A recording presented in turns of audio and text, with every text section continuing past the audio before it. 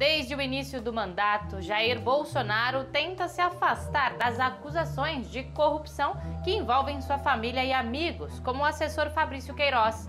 Também esquiva-se de investigações sobre suas interferências em instituições, como na Polícia Federal do Rio de Janeiro. Na entrevista central, o jurista Pedro Serrano analisa essa postura do presidente. E nossa reportagem mostra como as privatizações avançam nos estados e municípios e quais os prejuízos para a população. Eu sou Pamela Oliveira e a Central do Brasil começa agora.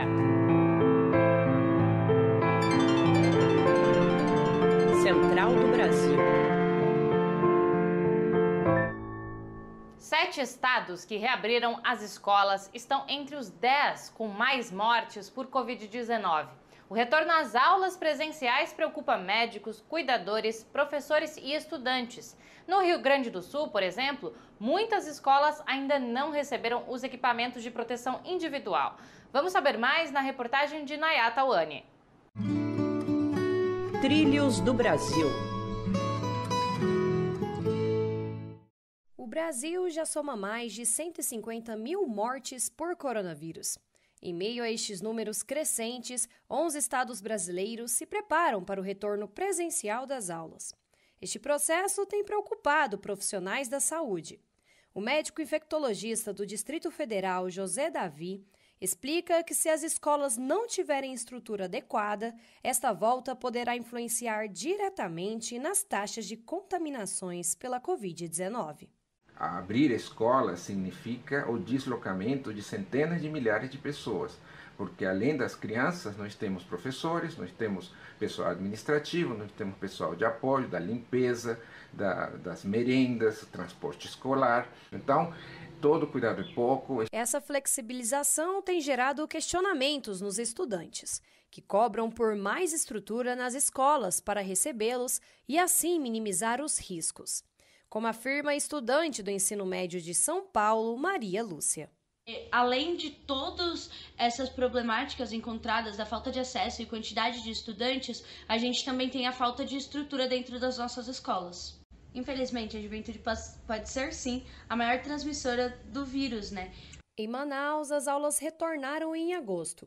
E 15 dias após o início, 342 professores testaram positivo, segundo o Sindicato dos Professores das Escolas Públicas de Manaus.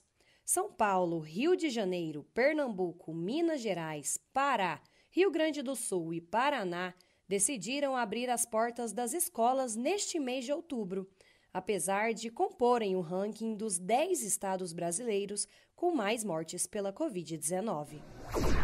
Se você gosta de ficção baseada em fatos históricos, presta atenção nessa sugestão de leitura da Parada Cultural de hoje. Quem indica é a integrante do coletivo Nós, Mulheres da Periferia, Jéssica Moreira, de São Paulo. Parada Cultural. Hoje eu quero indicar para vocês o livro Kindred, Laços de Sangue, da Octavia Butler.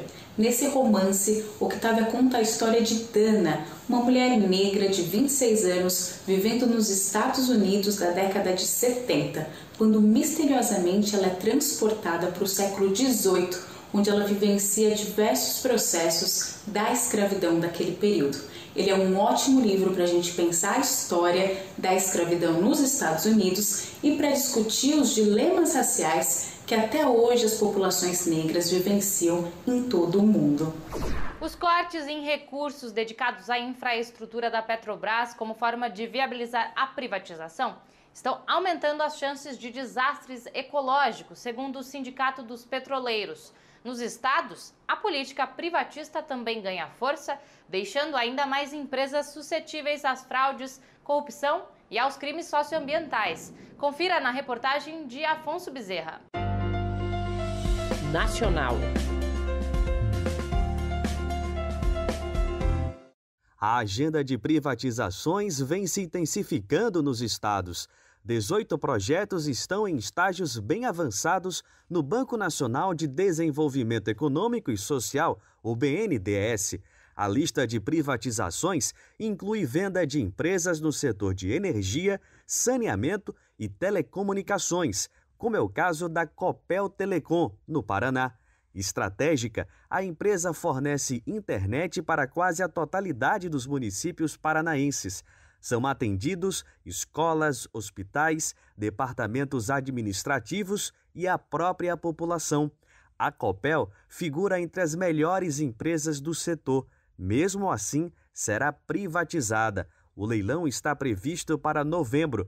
Os trabalhadores estão inseguros diante deste cenário de venda, como explica Leandro Grasman, presidente do Sindicato dos Engenheiros do Paraná. Não se fala em realocar funcionários dentro da própria companhia. Não há essa certeza, não há uma afirmação clara da empresa de para onde cada empregado vai. Os especialistas apontam que este movimento é histórico no Brasil, sobretudo diante de governos neoliberais. A estratégia é diminuir investimentos, sucatear as empresas bem-sucedidas e anunciar para a sociedade que o caminho da modernização destes serviços é entregá-los para a iniciativa privada. Na avaliação do professor de Economia da Universidade Federal da Bahia, Wallace Moreira, esta onda de privatizações nos estados é um reflexo do governo federal, cuja agenda autoriza a entrega do patrimônio público. Quando você tem um governo federal que está implementando uma agenda, né, que condiz com os interesses de instituições internacionais e do mercado, que coloca, na minha concepção, o Brasil numa condição de subordinação ao capital, você vai ter os estados também aderindo a essa agenda. O presidente Jair Bolsonaro tentou se desvincular do escândalo de corrupção envolvendo Chico Rodrigues, vice-líder do governo no Senado e seu amigo pessoal. Para se blindar de casos como esse, Bolsonaro tem interferido no dia a dia de instituições, como a Polícia Federal e o Judiciário. Pedro Serrano, jurista e professor da PUC de São Paulo, conversa com Jonatas Campos. Entrevista Central. Nossa conversa hoje é com o advogado Pedro Serrano. Ele é doutor em Direito e professor da Pontifícia Universidade Católica de São Paulo, a PUC. E gentilmente nos concede essa entrevista. Professor, agradecemos sua disponibilidade. Muito obrigado pelo convite. Enquanto o presidente Bolsonaro afirma que em seu governo não há mais corrupção, não tem mais corrupção, entre aspas, a Transparência Internacional aponta em relatórios que o combate à corrupção está sendo prejudicado no Brasil exatamente no arcabouço institucional. Eu gostaria de lhe perguntar, onde exatamente no arcabouço institucional o governo Bolsonaro está atrapalhando o combate à corrupção? Primeiro, vamos dizer, com a adoção de medidas de controle excessivo da Polícia Federal e do Ministério Público. O governo Bolsonaro está com uma política não apenas de garantir no Ministério Público e na Polícia a legítima intervenção da soberania popular que o presidente representa, mas ele está com uma ideia de aparelhar essas instituições para fim de realizar suas intenções políticas. São instituições que não devem participar das disputas de poder, né? E o presidente Bolsonaro, que foi um líder político criado por movimentos iniciados por parte do Ministério Público e parte da Polícia Federal, ele como líder foi criado por isso, agora ele pretende ou está fazendo um aparelhamento dessas instituições para fins de realizar combate político, o que é muito negativo para o combate à corrupção e para a democracia brasileira. Ainda levando em consideração essa frase do presidente Bolsonaro, existe governo sem corrupção, doutor? Não existe, não se conhece na história do planeta governos que não tenham tido casos de corrupção, né? Nós temos que saber diferenciar o que é a existência de casos de corrupção no Estado com um governo corrupto. São conceitos diferentes, né? O governo é corrupto quando você tem no núcleo de poder uma ação de gestão pública para fins de acumulação de riqueza pessoal ou de apropriação do bem comum pelos interesses privados, né? É diferente de você ter corrupção no governo, que ocorre. A Polícia Federal é muito exaltada, tem filme, tem seriado exaltando essas operações. E, na sua avaliação, esse tipo de exposição da instituição pode prejudicar no seu trabalho cotidiano?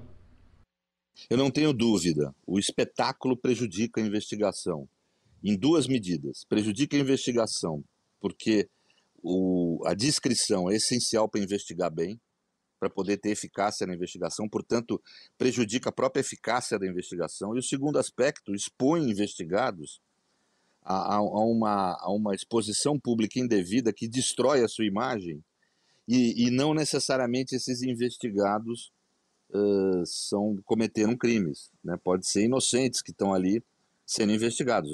O número de inocentes investigados, estatisticamente, é muito maior do que o de culpados, né? Agora, essa capacidade destrutiva da investigação, que é espetáculo, ela inclusive força a polícia, por uma questão de manter sua imagem, a acusar inocentes, né? Mesmo ela intuindo que a investigação demonstrou inocência, ela vai forçar para que haja denúncia, para que pelo menos momentaneamente aquela pessoa seja, vamos dizer, suspeita mais incisiva de ter cometido um delito, para poder ninguém falar que ela destruiu a imagem de um inocente. Então, ou seja, é um círculo vicioso, né? Isso leva a uma produção em massa de injustiças, é o que nós estamos vendo no Brasil hoje.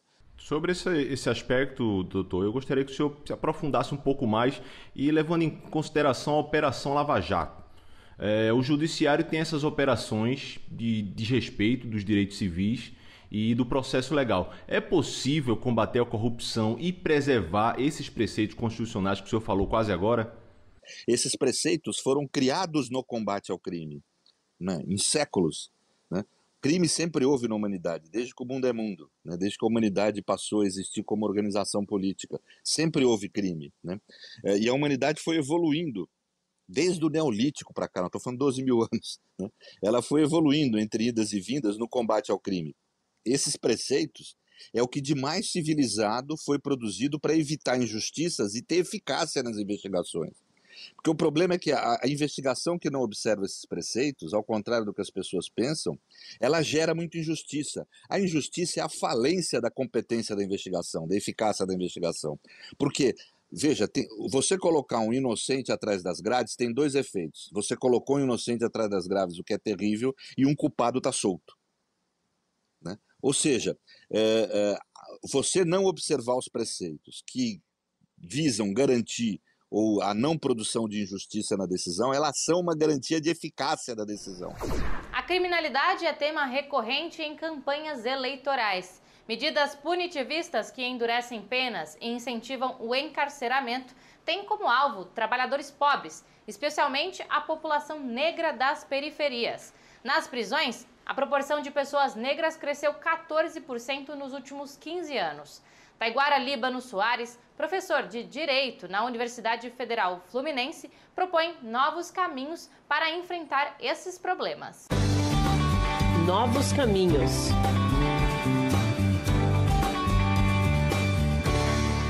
Estamos aqui para falar sobre novos caminhos para a segurança pública.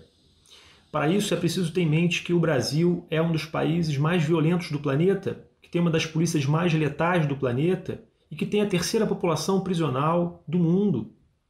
Por isso é necessário pensar, então, num modelo de Estado inclusivo que possa, então, efetivamente implementar políticas sociais capazes de prevenir o crime e a violência. Isso significa que temos que adotar mais penas alternativas ao invés da pena privativa de liberdade, que temos que, de fato, oferecer instrumentos para que o apenado possa retornar à vida social em melhores condições do que entrou. É necessário pensar em políticas sociais realmente inclusivas, capazes de prevenir o crime e a violência, como políticas sociais relacionadas à educação, cultura, esporte, lazer, sobretudo gerar emprego e renda nas favelas e periferias.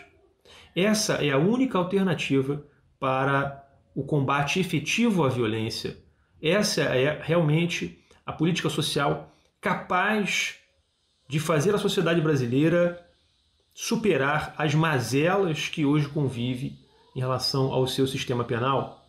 Essa é a alternativa para o futuro de jovens negros e moradores de periferia, que hoje são alvos preferenciais do nosso sistema penal. Eu fico por aqui, mas você pode falar com a gente pelo WhatsApp. Anota aí, DDD 11 93081 3336. Eu agradeço a audiência e até amanhã.